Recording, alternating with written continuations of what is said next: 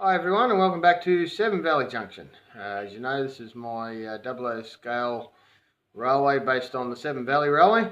I haven't got a lot to update today.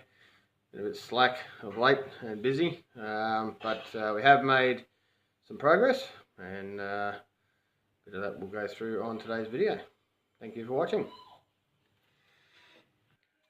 So, back on the layout now. One of the biggest things I've been working on is trying to get all this ground cover all finished off.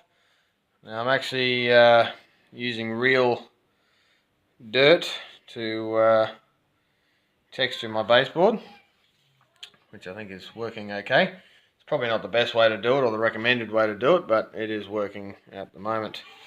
This is taking quite some time. Next step, of course, is to start doing the static grass, and then I'll start working on some trees and things like that. Been a very time-consuming job, not the most pleasant of jobs, but it's got to be done. So go for another walk around.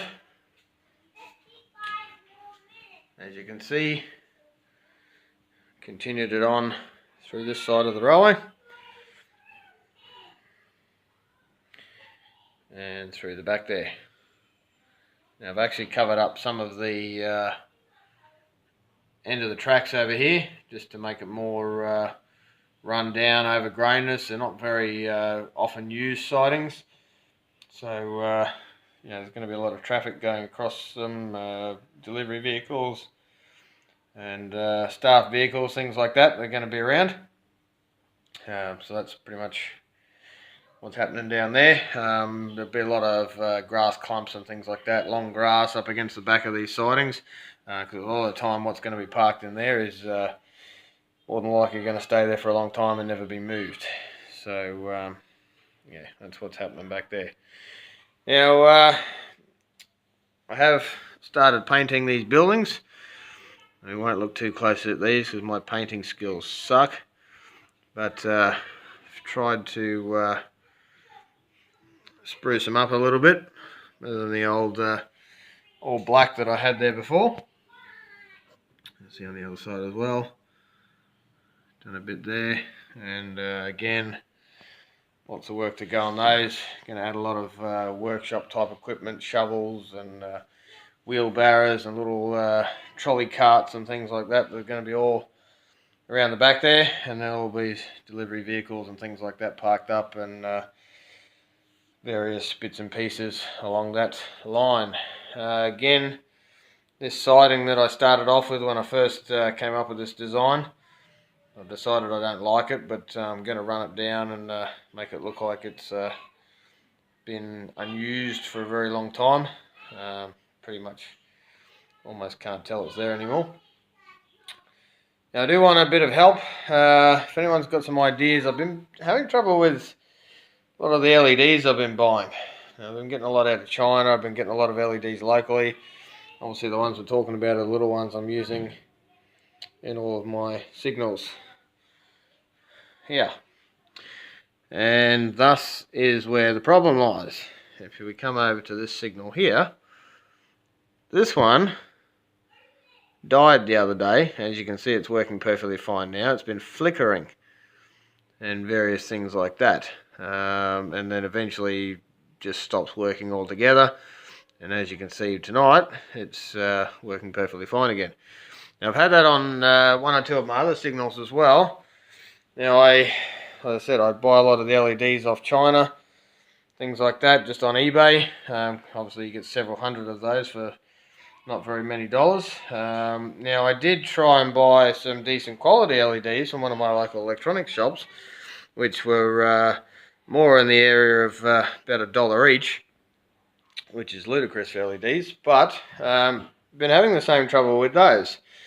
Now I'm using I think 480 ohm resistors I'm using in all of these, which probably aren't enough, but they're just hardwired straight in, and obviously runs into my power wire that goes into my main power supply. Now if anyone's got any ideas as to why I might be blowing them frequently, because a couple of these LEDs up here, these little lamps and things, I've had to replace as well, for the same reason. So if anyone's got any ideas as to why they might be blowing up all the time, I'd be really keen to get some feedback on that as to how I might be able to fix this problem. It's really annoying when you've got to replace them all the time. The other things, of course, added some exterior lighting in the station building. I've got a heap of signage and stuff that's got to go on this later on. And the other thing I've been trying to work on is this end of my platform.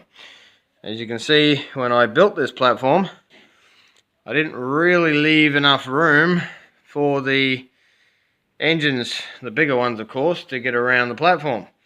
Now it's mainly only an issue with the Flying Scotsman that's been visiting. As you see, it's still here from a few weeks ago. All the other ones clear it, but of course the front sticks out so far on the Flying Scotsman, even on the long radius corners that I'm using. It just fouls with the platform. So that's quite a big job that I've been trying to work on how to fix, and because I use timber of course for my platforms, that's being a real nightmare.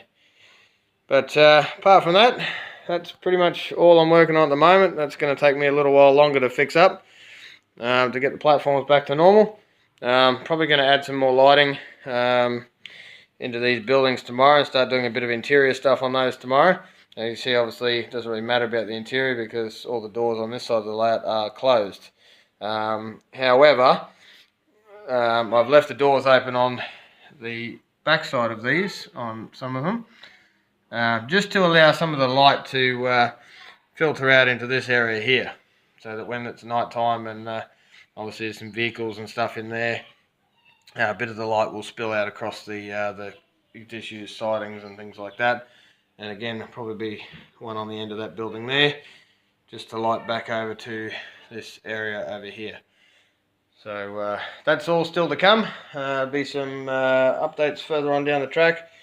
Actually have a public holiday here tomorrow, so hopefully, if I get time, I will be working on a bit of that tomorrow. But other than that, that's pretty much it for this one. So again, please like and subscribe to the videos if you like what's going on here.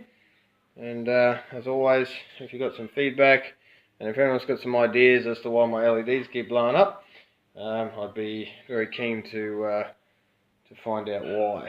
So please drop us a line, and until next time, have a great day.